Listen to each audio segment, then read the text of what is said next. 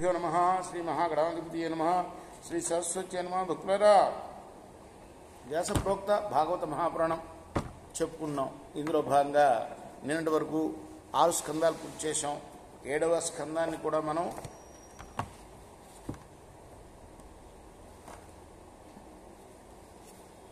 ఎన్ని భాగాలుగా చెప్పుకున్నాం? గుర్తు గోవింద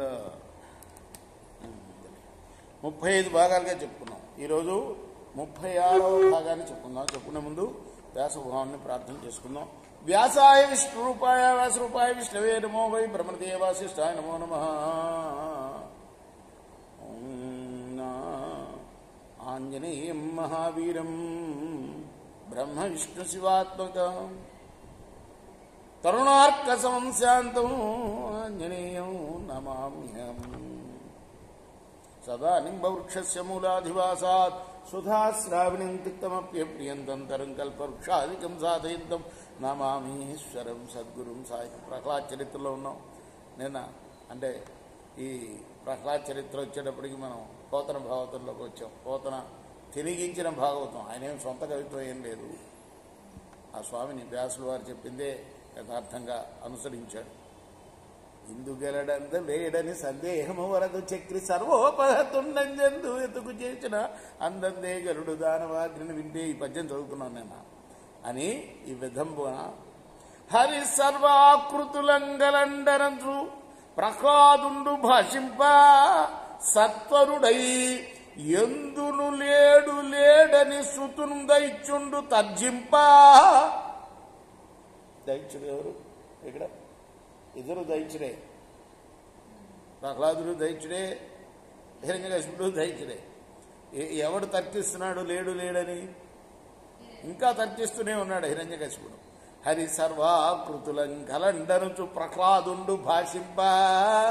ప్రహ్లాదుడు ఒకప్పుడు అన్నింటిలో ఉన్నాడు, అంతటా ఉన్నాడు నారాయణుడు అంటుంటే సత్వరుడై ఎందును లేడు లేడని సుతును దైత్యుండు తర్జింప. తండ్రి మాత్రం హిరణ్యకశిపుడు మాత్రం తర్జన చేస్తున్నాడు, లేడు లేడు లేడు అని.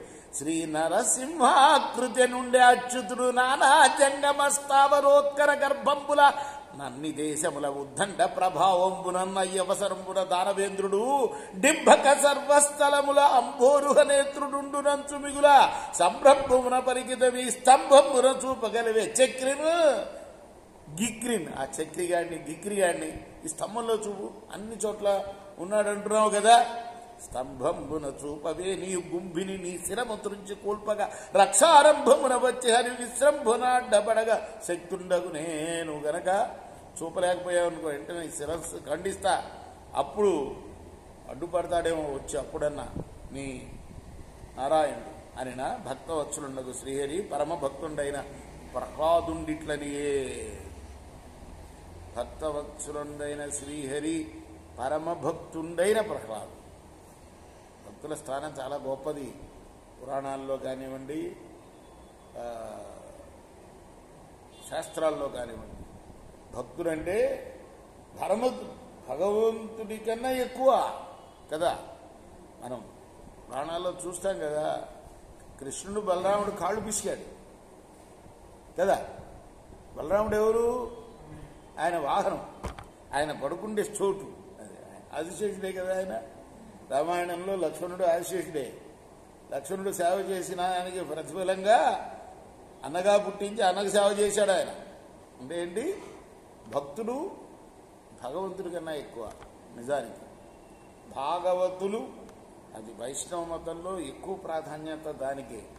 అందుకోసమే ప్రతి చోట కూడాను ద్వాదశ ఆళ్వార్లు ఉంటారు. చిన్న చిన్న విగ్రహాలు ఉంటాయి విష్ణుమూర్తి గుళ్ళు.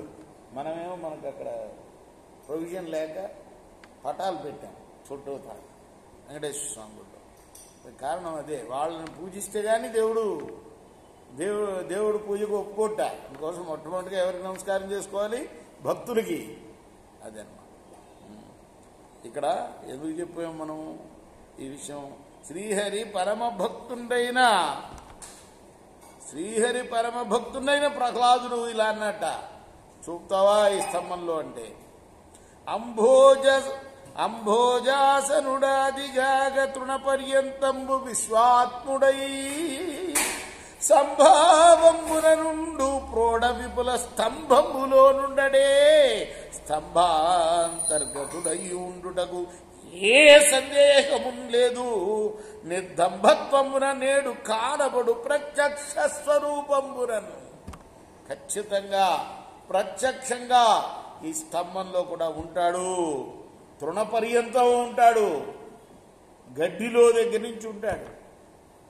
గడ్డి అంటే ఏమి మామూలు కాదు, ఇక్కడ పెట్టుకుంటాం ఎందుకు, అంతా వినయం చూపుతుంది. అందరి కాళ్ళల్లో కింద పడుతుంది గడ్డి, కానీ దాన్ని పవిత్రంగా మనం నెత్తిన పెట్టుకుంటాం.